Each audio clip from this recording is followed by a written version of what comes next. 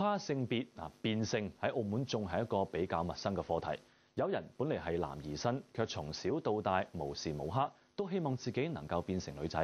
嚟認識呢一位接受訪問嘅事主一直以嚟嘅生活同埋心願。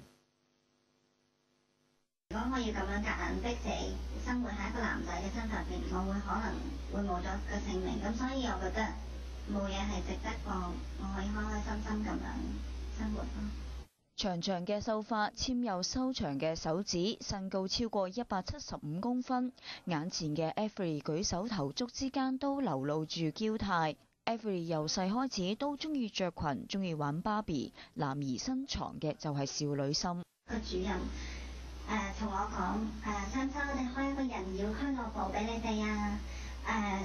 先生講呢啲咁樣嘅嘢咯，你覺得OK 10幾歲僆仔講，即係都唔可以原諒佢，但係你會 understand 多少少，但係我覺得你會睇得到澳門嘅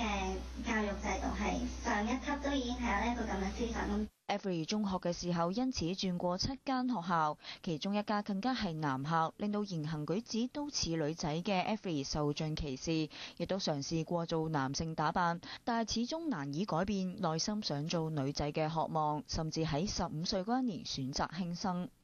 我好想着粉紅色啦，例如但係我唔夠膽買粉紅色，求其着 T 恤牛仔褲襯翻其他人啦。但係我知道我入邊唔係咁咯。我識得好多其實同性戀嘅朋友啦，咁佢哋冇一個會話我想做女仔喎，佢哋個個都係我知道我係男仔，我只係中意男仔啫。但係我就係覺得我唔係同性戀咯，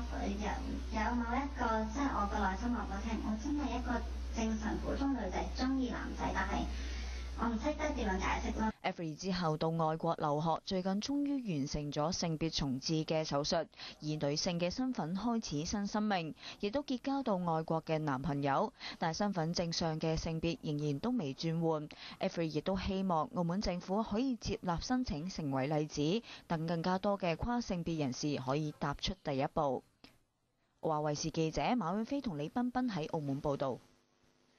似乎喺華人社會傳統道德觀念當中減少對於同性戀者嘅歧視已經唔係一件容易嘅事，而對於跨性別人士嚟講，人生道路更加難走，並唔係人人都可以過上自己想要嘅生活。亦都有關注團體希望澳門應該加快對於性別教育同埋認知嘅步伐，對於跨性別人士亦都可以得到應有嘅尊重。中學時期飽受欺凌 ，Avery 終於喺20歲嗰一年以女性嘅身份展開人生嘅新一頁。即使一直得到父母嘅諒解，但係真正做完手術之後 ，Avery 亦都一度擔心家人難以接受。好彩家人一如以往給予 Avery 最大嘅支持。喊咗出嚟咯，喊得好犀利。佢哋咁多年一路諗住我係一個仔咁樣去養我，但係今日我變咗一個女仔。但係咁佢都同我講，你永遠都係我嘅小朋友，你無論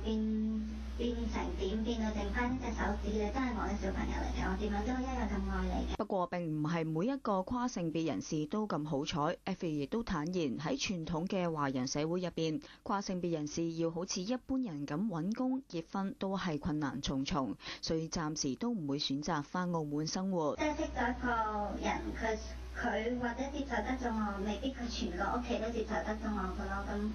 所以暫時喺呢度，我未試過呢度識男仔啊，但係應該都唔會咁做嘅。而向來關注同性戀同埋跨性別人士等權益嘅團體澳門彩虹就話，目前葡萄牙同埋香港嘅法律都有訂明跨性別人士要轉換性別時嘅條文，不過澳門就冇類似嘅法律。咁譬如話以頭先提到 Avery 嘅個案為例啦，咁其實當事人呢，佢都唔係唔想咧翻嚟澳門嗰度發展嘅。咁但係問題的確咧係即係呢啲歧視嘅社會現實啦，亦都係改唔到身份證咧，係阻礙咗咧外來嘅人才咧就係翻嚟澳門發展。咁所以澳門咧係必須咧盡快咧去即係嗰個嘅法制要跟得上咧國際嘅一個嘅接軌啦。澳門彩虹將會喺24號聯同 Avery 約見行政法務司司長陳海帆，希望盡快可以更改身份證上嘅性別。